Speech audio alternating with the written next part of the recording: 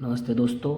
आज हम बहुत ही इम्पोर्टेंट भाजकता विभाज्यता के नियम के बारे में बात करेंगे। दोस्तों, पिछली वाली वीडियो में आपने मेरे अंकीय क्षमता एवं स्थानीय मानों के बारे में समझा। ये हमारे आगे जो भी हैं इन सबको हम समझेंगे, याद करेंगे, तो उसके बाद आगे के जो भी डाउट हैं वो सब क्लियर होंगे। जब तक हम इनको नहीं समझेंगे, याद नहीं करेंगे, तब तक डाउट बने रहते हैं। तो दोनों वीडियो को ध्यान से समझें। तो इसमें बात करते हैं दो से विभाज्यता का नियम। तो दी गई संख्या के इकाई के स्थान पर शून्य या सम संख्या हो, इकाई समझते हो ना, जो पिछली वीडियो में बताया था इकाई अंक, तो वह संख्या दो से पूर्णतः विभाजित होगी। जैसे 44 मतलब 44, 200, 198 और 4,83,654 आदि में हम सब देख रहे हैं कि इकाई अंक क्या है। इकाई अंक हमारा 4 है, 0 है, 8 है, 4 है, मतलब सम है या शून्य है या सम। सम ने हमने सम को समझा था। सम क्या है? जो दो से पूर्णतः विभाजित होती है, ठीक है ना। तो ये सम। अब तीन से विभाज्यता का नियम क्या कहता है कि दी गई संख्याओं के सभी अंकों का योग 3 से विभाजित हो जाता है तो वह संख्या 3 से पूर्णतः विभाजित होगी। जैसे कि अंकों का गया, और ये कितना 1338 है, तो इनमें अंकों का योग 1, 3, 3, 8, इनको अंकों को जोड़ लिया तो अंक कितने हो गए? 15। 8 और 3 11 और 3 14 और 1 15। इस तरह से 15, और 15 में हमने क्या किया? भाग। तो भाग दे करके हमने देखा कितना आ रहा है? 5। तो मतलब भाग जा तो रहा है, भाग जाना चाहिए। तो अतः ये संख्या 3 से पूर्णतः विभाजित होगी।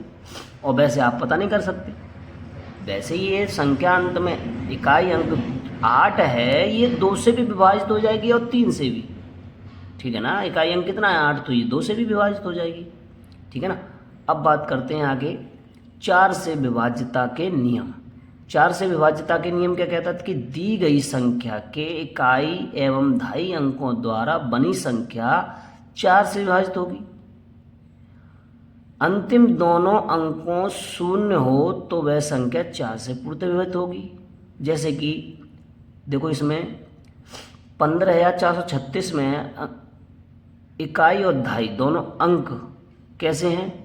4 से, 4 निम 36, 4 से विभाजित है। या तो 0 आ जाए, देखो 2 0 हैं 600 में, तो ये भी 4 से, या 4 6 24, ये भी 4 से विभाजित होगी। तो ये संख्या पूर्णतः विभाजित होगी। अब बात करते हैं 5 से विभाज्यता के नियम। दी गई संख्या के इकाई का अंक 0 या 5 हो तो वह संख्या 5 से पूर्णतः विभक्त होगी। जैसे कि 1 2 5, 2 5 0, डॉट डॉट डॉट आदि। क्या? अब देखिए, इसमें कितना है? 5, इकाई अंक कितना है? 5, इसमें कितना है? 0, तो ये पूरी तरह से 5 से विभाजित होगी। अब 6 से विभाज्यता का नियम क्या है? तो दी गई संख्या 2 और 3 से पूर्णतः विभाजित हो तो वह संख्या 6 से भी विभाजित होगी। जैसे कि 1,45,926। अब देखिए, इसमें इकाई अंक कितना है? 6, तो ये 2 से तो पूर्णतः विभाजित होगी। अब क्या 3 से भी होगी? 3 के लिए हम क्या करते हैं? अंकों को जोड़ते हैं। तो 6 और 2 8 और 9 17 और 5 22 और 4 26 और 1 27, तो 3 के पाड़े में 27 आते हैं, तो ये 3 से विभाजित होगी। तो जब 2 और 3 से दोनों से हो रही है तो 6 से भी विभाजित होगी। अब बात करते हैं 7 से विभाज्यता के नियम।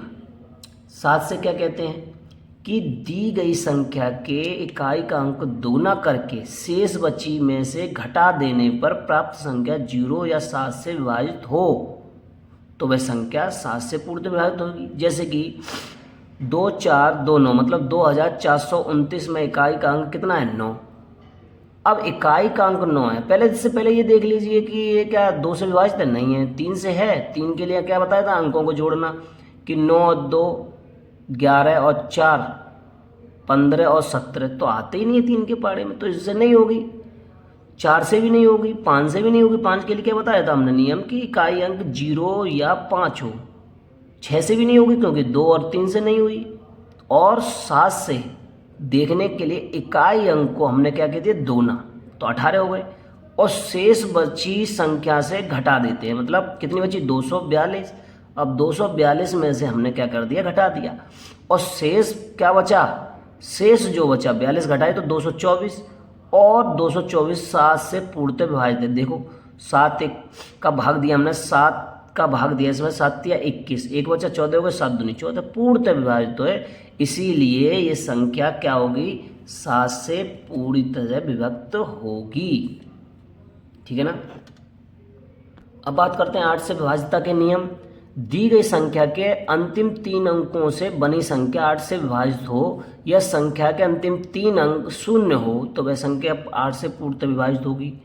अब क्या कह रहे हैं कि 3 अंकों से बनी, मतलब 3 अंतिम 3 512 हम देखेंगे 8 से पूर्णतः विभाजित है, तो कितनी भी बड़ी संख्या हो वो 8 से विभाजित होगी। या 3 अंक, अंतिम 3 अंक 0 हों, 3 हों, अब 3 0 हों तो वो संख्या भी 8 से विभाजित होगी। अब वेरी इंपॉर्टेंट 9 से विभाज्यता का नियम कि दी गई संख्या किसी अंकों का योग 9 से विभाजित हो तो वह संख्या 9 से पूर्णतः विभाजित होगी। जैसे कि 29,034।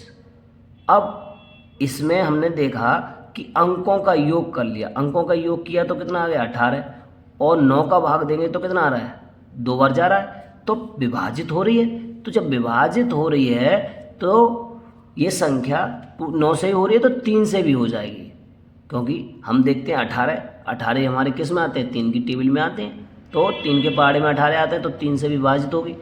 अब 10 का विभाज्यता का नियम क्या कहता है कि दी गई संख्या का इकाई अंक 0 हो तो वह संख्या 10 से पूर्णतः विभाजित होगी। ये तो सिंपल बात है, क्योंकि 10 से तुरंत हम 0 से 0 काट देते हैं, विभाजित हो जाती है।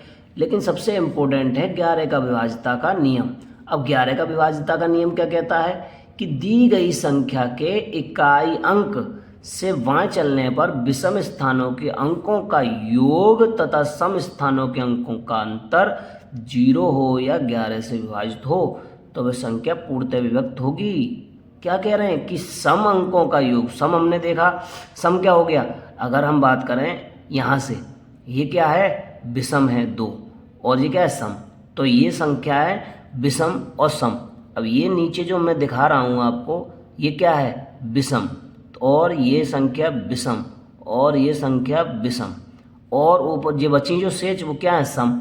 तो सम और विषम का योग कर लिया तो सम का कितना आ गया 14, और विषम का कितना आ गया 14, दोनों का अंतर कितना है 0, और अंतर 0 है, इसलिए संख्या 11 से पूर्णतः विभक्त होगी। अगर हम इतने ही नियम याद कर लेते हैं तो हमें काफ़ी डाउट्स क्लियर हो जाते हैं। Very important topic. Thank you. Next video में मिलते हैं।